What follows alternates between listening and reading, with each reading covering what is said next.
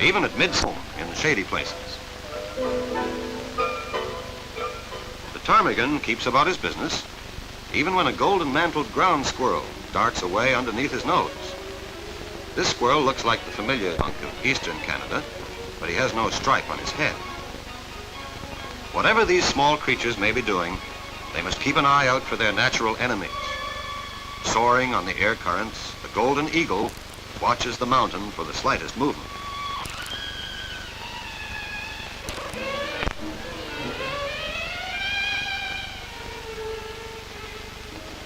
If the eagle sees them, their only hope is to get to a friendly burrow before he strikes.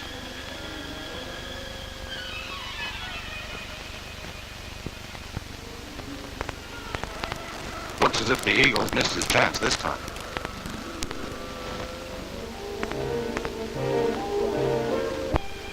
Visitors come by the thousand to the two famous mountain parks, Banff and Jasper. Mostly they just get out of their cars to enjoy the many magnificent views.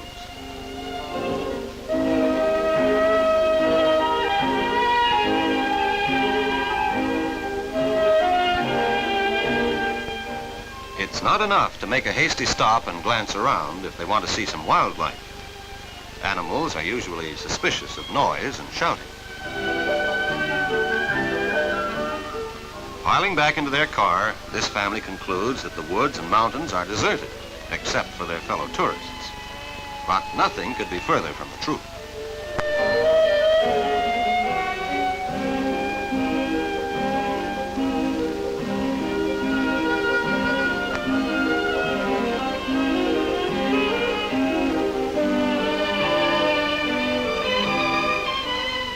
The Park Service employs a number of wardens who protect the wildlife and watch over the parks.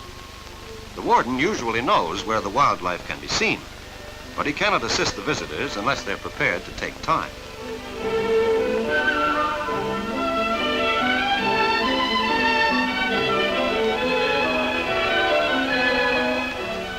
As he goes about his goats do this all the time and never seem to slip off.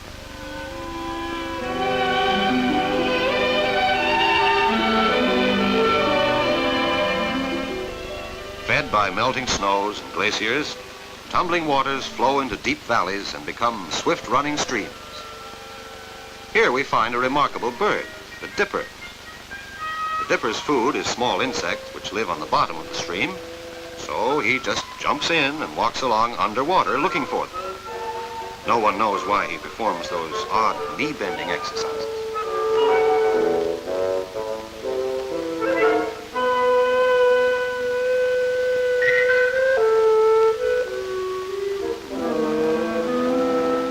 The young ones wait nervously, limbering up before they take their first plunge. Until they do, they must be fed by their parents.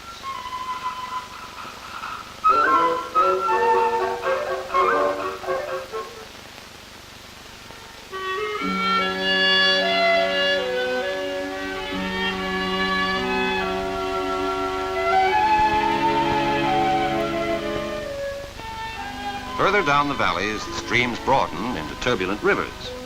And here the harlequin ducks find their food and some amusement.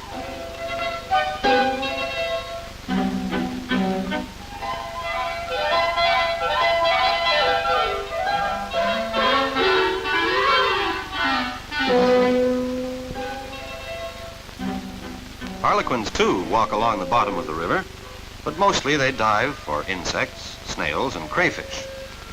They seem to enjoy shooting the rapids.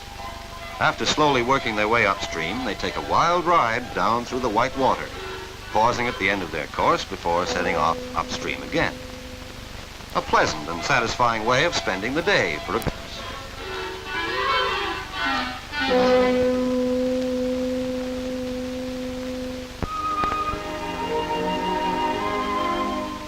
If there's a black bear about, you won't need binoculars to study him. Don't try to make friends with bears or feed them. They're quite predictable and can be dangerous.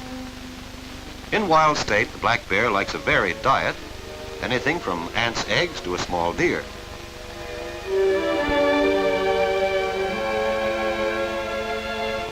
When a bear is prowling around, the mule stag is on the alert.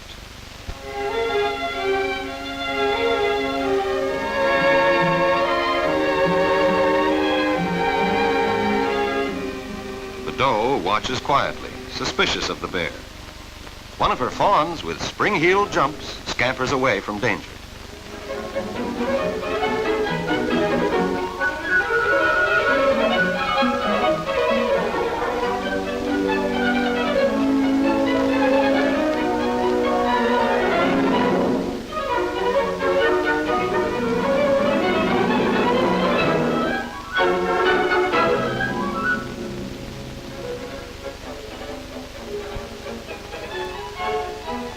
Doe and fawns are safely reunited. But the bear probably had other ideas anyway. Bears climb trees easily, either in search of food, like honey in a wild beehive, or to escape from their enemies.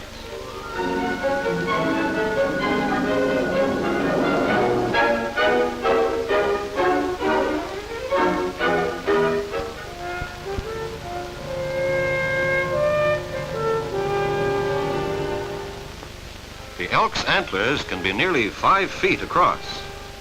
Stags are best seen in the fall when they come down from the higher slopes. Then they use their antlers in fierce battles with other stags. Nearby, the badger prowls about his daily business. A mouse or a gopher might make his evening meal. Or what about a Columbia ground squirrel? If the badger happens to dive into his burrow, the squirrel will have to make a quick exit. So he keeps a close watch on his enemy.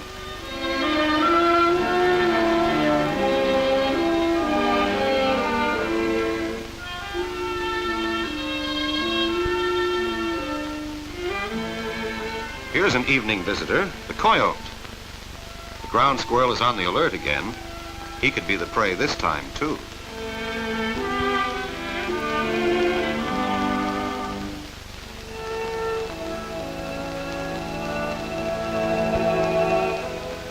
Largest mammal of the mountain parks, the bull moose, sets off for a day's foraging. He's big, but quite peaceful most of the time.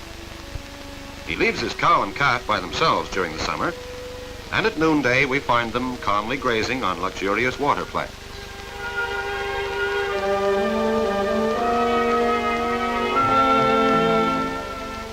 High above, a Rocky Mountain sheep stands guard. Despite the altitude, these animals seem to have no difficulty finding enough food.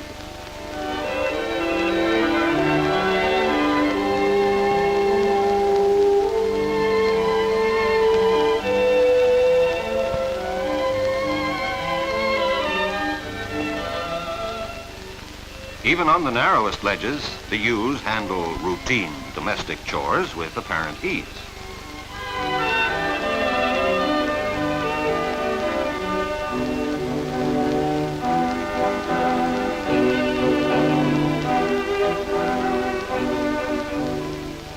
Salt licks, formed by evaporating pools in the beds of dried-up streams, supplement their diet with essential minerals.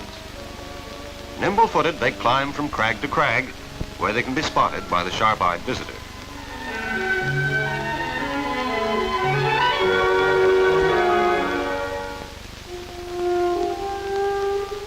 Camping out is one of the best ways to become acquainted with the park's inhabitants. Early risers might even get a close look at a flock of bighorn sheep.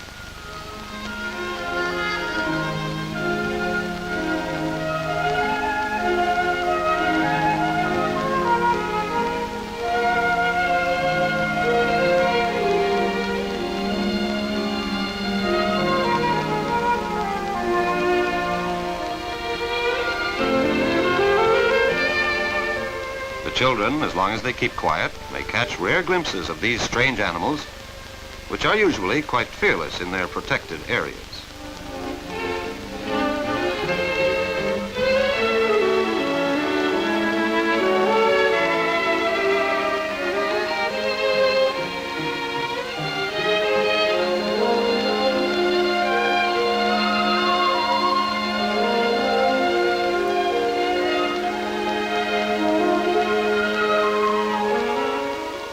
After the sheep have moved to higher levels, the family venture out to make other interesting discoveries.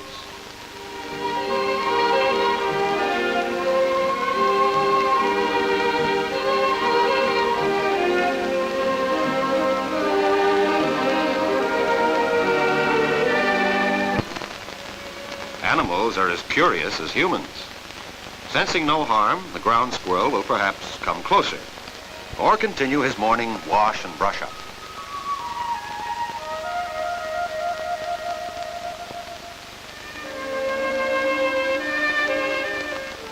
Guided carefully, the children can take delight in recognizing other animals. There's the pika again, and in observing the way they live. The reward of patience is a closer and more intimate look at the fascinating world of nature.